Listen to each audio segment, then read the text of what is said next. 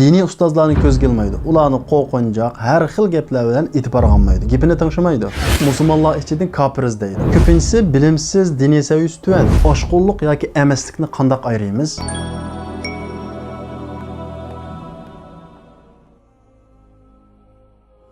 Dinda oshqulluq, ya'ni aqida, e'tiqod va amalda dinimiz belgilab bergan chekdan oshirib o'tish bugungi kunimizdagi taqvodor yoshlar asal lagishib mangadigan, amaliyotda musulmonlar jamiyatini ig'ir ziyonga uchratadigan shundaqla dinimizning prinsipiga zid bir aqim.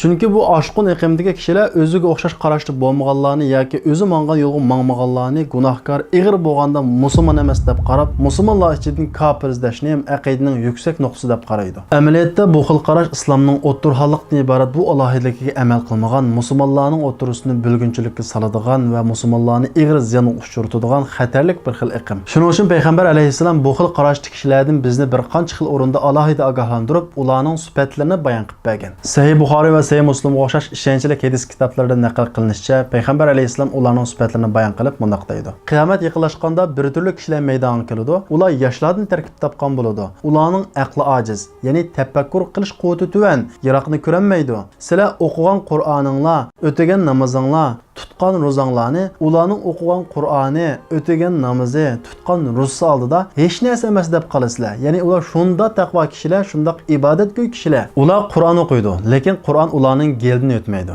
Ya'ni ular Qur'onni tilda o'qiydi, Qur'onning tushunchasi kallasida yo'q. Eng yaxshi so'zni deydi. Ya'ni Qur'on hadis tilida so'zlaydi. Qur'ondan o'zlariga dalil keltiradi, amaliyotda u dalil ularga qarshi dalil bo'ladi. Gap so'zlari chiroyli, ish harakatlari sat. Ular bud ahlini o'qib, islom ahli bilan urush qiladi. Ya'ni kofirlarni qo'yib, musulmonlar bilan urush qiladi. Ular yochoqdan o'qiya chiqib ketgandek imondan chiqib ketadi. Ya'ni o'zlari imondan chiqib ketganini his qilmaydi. Imom Muslim naql qilgan hadisda payg'ambar alayhisalom ularning yana bir sifatini bayon qilib, ular maxluqotlarning eng nachiri deydi. Olim sahobalardan Abdullah ibn Umar ularning yana bir sifatini bayon qilib, ular kofirlarga tushgan oyatni mu'minlarga tatbiqlaydi deydi. Bu xil sifatli kishilar tunji qatim payg'ambarimizning vafotidan keyin Xavarj nomi bilan maydonga kelgan. Bular Ali roziyallohu anhu ga o'xshash buyuk sahobalarni Qur'ondan dalil keltirib kofirga chiqargan. Bizning jamiyatimizda bu xil sifatli kishilar har davrda har xil nomlar bilan o'tirga chiqib, musulmonlarni oz bo'lmagan ziyonga uchratdi. Payg'ambar alayhissalom haddan oshirib o'tganlar halok bo'ldi deb qayta 3 qatim takrorlab, din belgilagan, islom belgilagan chekdan oshirib o'tishiningki halokatga boshlaydiganligidan bizni ogohlantirgan. Shuning uchun har bir musulmon, har bir yosh o'zining ish harakatlarida yuqorida payg'ambar alayhissalom bayon qilib o'tgan oshqulluqning sifatlarini tepilib qilishidan alohida ogoh bo'lish lozim. Bu yerda mundaq bir muhim masala bor. Oshqulluqning chegarasi qaysi?